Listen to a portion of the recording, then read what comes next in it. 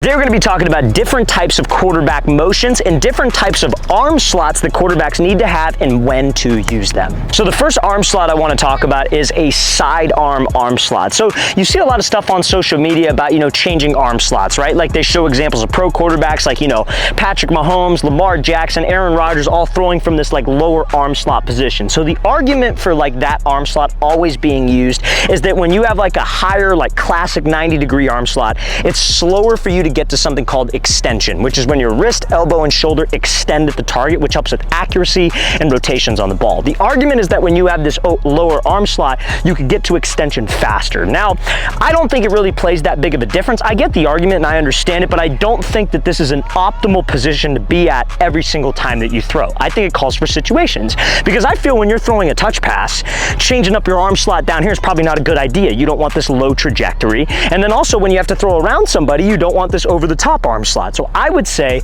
whenever a quarterback has to throw around a defender, maybe it's a screen, maybe it's like a drag, but you got a guard right here and you have to change up your slot, I think that's the time to use the lower arm slot. Now, when would you use a higher arm slot or a classic arm slot? And that's what we're going to talk about next. Now, also, fellas, if you are a quarterback and you would like to train with myself and my staff of coaches this offseason, we are coming out to 15 different cities across the U.S. for 2-day-long QB and wide receiver training camps. So guys, check out that very first link in the description below if you're interested and would like to attend. We're going to be coming out to San Francisco, California, Orlando, Florida, Phoenix, Arizona, Charlotte, North Carolina, Austin, Texas. Then we'll be coming out to Las Vegas, Nevada, Seattle, Washington, Chicago, Illinois, Newark, New Jersey, Birmingham, Alabama, Houston, Texas, Boston, Massachusetts, Columbus, Ohio, Boise, Idaho, and Los Angeles, California. So guys, you want some more information? Check out that very first link in the description below. Our San Francisco, Orlando, and Phoenix camps have 10 spots remaining only. So again, guys,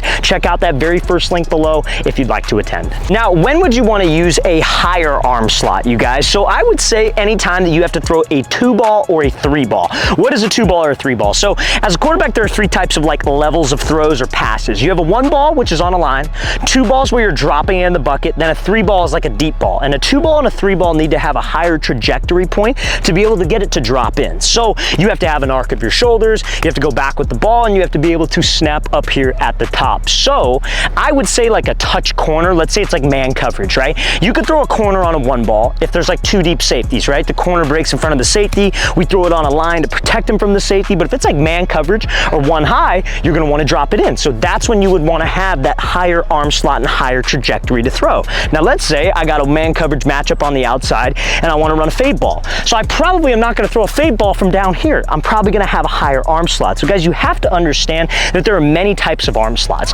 You shouldn't have one specific arm slot for every throw. I think that's where a lot of people misinterpret the sidearm guys. I think they think that, oh, well, that's how you should throw, so I'm gonna try to throw like that every single time. It's not the case. Look at guys like Mahomes, look at guys like Rodgers. They have many different arm slots based on different throws, so that's what I'm trying to get across to you. Now, this normal arm slot that I'm gonna talk about here, which is, I guess you could say that 90-degree angle where your elbow is even with your shoulder, can vary. The reason why I wanna talk about this, you guys, and the reason why I make this video is just to get the point across to you is that every quarterback's a little bit different. You look at a guy like, say, Dak Prescott in the NFL. He has a different throwing motion than a guy like Aaron Rodgers. Aaron Rodgers has a different throwing motion than a guy like Justin Fields. So you have to be your own quarterback. But when you are training, when you are practicing, you want to focus on mechanics, obviously. But if you're going to work different arm slots, different types of throws, just make sure that you're working it in the right situation. If I'm throwing a 10 to 12-yard dig, I'm probably not going to be throwing from this arm slot. Nor am I going to be throwing from this arm slot where I'm up high trying to throw some touch. I'm going to try to work on the different levels of throws